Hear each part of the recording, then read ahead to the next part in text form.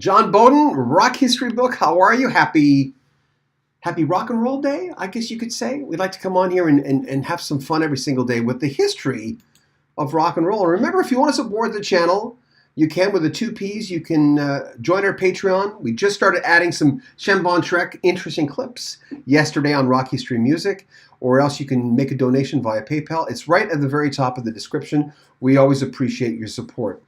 The deep connection between Fleetwood Mac and the Beach Boys. It's an interesting story. And it's an interesting story because of the date. He was born December 4th, 1944, a year before World War II ended, and he would have been 78 today. Dennis Wilson, the only Beach Boy who actually, he was the only guy who could surf. Yeah, believe it or not. 1944. Unfortunately, he died at 39 after a long day of drinking. He drowned. Some doctors thought he probably blacked out. Only Over You is a song that any Fleetwood Mac fan would know if you know Mirage at all. Mirage was a good album. It was written by Christine McVie, and it was a song to her then boyfriend, drummer Dennis Wilson of the Beach Boys. On the record sleeve, it says, with thanks to Dennis Wilson for inspiration, and biographer John Stebbins characterized the song as sort of a last declaration of love towards the young Wilson, who she was having a lot of problems with. He was a handful, that's for sure. She said, I loved him for a while. I think I mothered him, to be honest. He used to go off and I wouldn't see him for days and days, and he'd come back and I'd mother him and get him all nice and sober, and then he'd go off and go crazy again. It's one of those situations where opposites attract, I guess. Brian Wilson was a big influence also on Lindsey Buckingham. Here they are together. As far as a songwriter, musician, and a producer, and we all know that as in Fleetwood Mac, the role that Brian Wilson played in Beach Boys was very similar to the role that Lindsey Buckingham played in Fleetwood Mac, as far as the all-encompassing guy, a little controlling probably at times, but just making sure the job gets done. Buckingham also covered a 1963 Wilson song called A Farmer's Daughter on Fleetwood Mac's live 1980 album. But he is, I can see the correlation between the way that they work together, that's for sure. As mentioned, Dennis Wilson was born December 4th, 1944. He would be 78 today. Is there any possible way he could have lived? Of course he could have. People get clean all the time. He was a Wilson brother between two other famous Wilson brothers, Brian and Carl Wilson. But drinking substances were kind of his downfall. It was their mother who insisted that Brian and Dennis kind of bring Dennis into the band, rather, and Carl bring him into the band. 1960, in high school, he started playing drums, and he improved an awful lot. It was, the guy just looked like a rock star, right? This is the cover of his debut only album. They released a second album after, but it wasn't finished.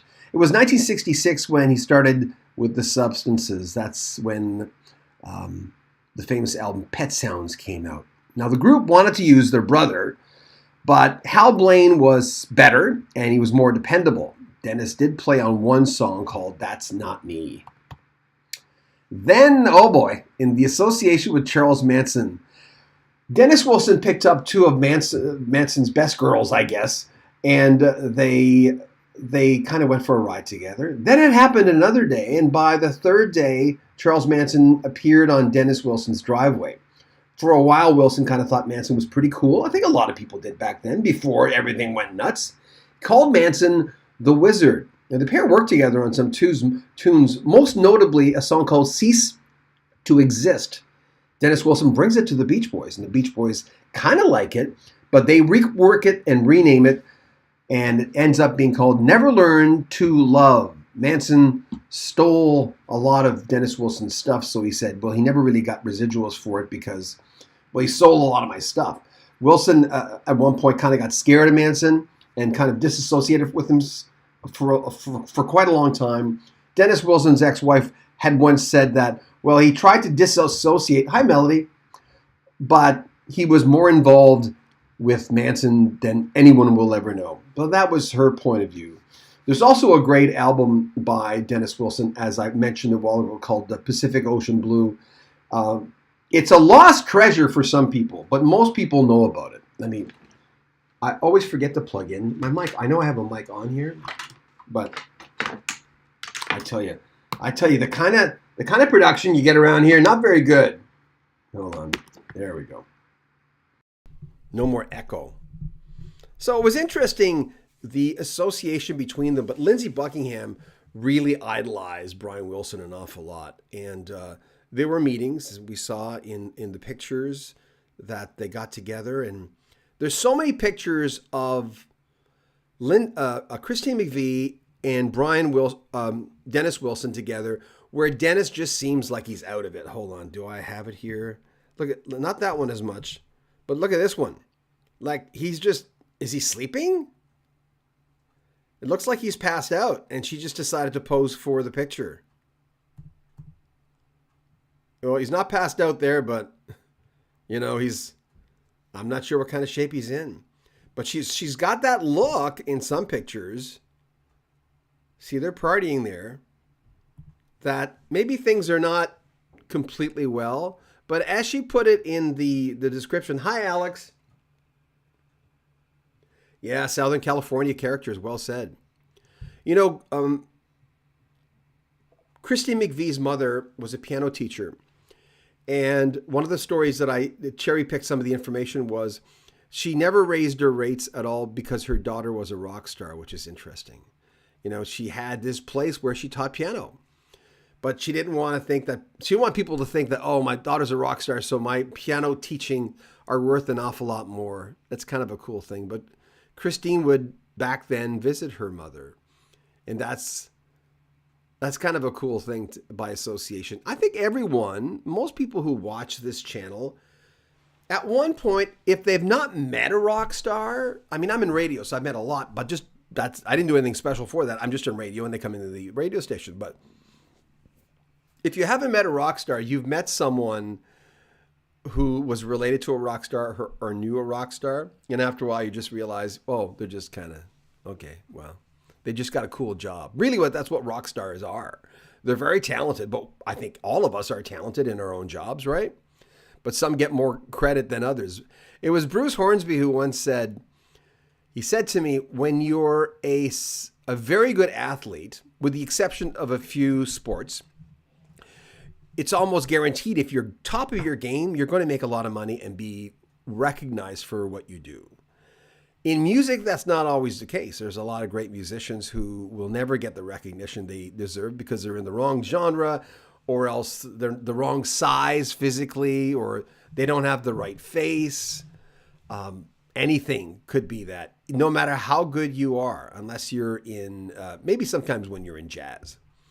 Jazz is a sort of a different animal, but you make a lot less money in jazz, right? So to reiterate, hey, Alex, Dennis did die too soon. Yeah, it was kind of a sad thing. I remember reading about it and thinking, what? Yeah, he was born December 4th. This is the anniversary, 1944. And he would be 78 years old today. He died at 39 after a long day of drinking. He drowned. Some doctors are pretty sure that he kind of blacked out and didn't really know. And then you black out on some levels, you're still present, but you're present in that world. That's why if anyone's ever blacked out, they realize, well, no, I knew exactly what I was doing, but the next day you can't remember it because you were present, but you were present in that world over there, which really doesn't exist, or it kind of does, but it's skewed and it's weird. And I remember the only Over You song from Mirage and Fleetwood Mac that Christine McVie had written. And a good tune. Anyway, thanks for joining me. These things go by so quick because usually when I do one of these things, it takes about 4 hours to get ready. Because you're cherry picking all kinds of information. I never rely on memory because you can't. It started for me when Phil Collins did an interview and Phil got a date wrong. And then it occurred to me, I said, whoa, oh, wait. He got a date wrong. How could he do that? Well, we all get dates wrong. If I asked you what year did you see a certain band, chances are there's a good chance if it's in the early 80s, you might forget exactly the year.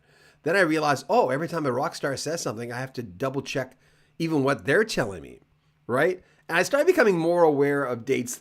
And my famous story on here is, I think I told you guys, I had a guy who said, you're doing Today in History and you're reading, you don't know what you're talking about. I'm going, it's one date after another. What are you, freaking crazy? I'd like to see you do Today in History without reading. It's just one date after another. So, and you've got to get everything right, or else on YouTube, they will kill you. So there you go. Happy Rock and Roll Day for everyone. And I love you guys. Thank you for coming on with me. The Fleetwood Mac and Beach Boys connection was an interesting one. Twofold. I'm sure there's a lot of other connections. There's a lot of other stories. But Christine McVie dating Dennis Wilson, basically mothering him, trying to get him back on track. Then he'd go off for days and go on binges. And then he'd come back and she'd mother him again. And then he'd be going off. And she said it wasn't maybe the healthiest relationships.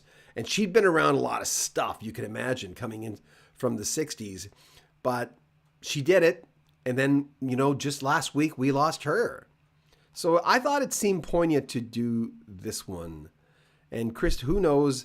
I don't know what's on the other side. No one really does. But maybe they're, I wouldn't say raising a glass. That wouldn't be a healthy thing considering. But who knows?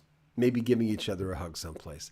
I'm John Beaudin. If you want to support the channels, the 2 Ps, Patreon and PayPal, are at the very top of the description. And go, you know what? Do yourself a favor.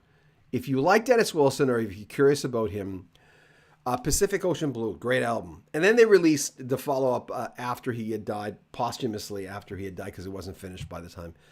And who knows what could have come. I mean, the Beach Boys tried to save him so many times by kicking him out of the band and bringing him back, and he'd get clean. It's that cycle again. Oh, I won't do it again. It's just crazy. They tried. John Beaudin, Rock History Book. Take good care of yourself, guys.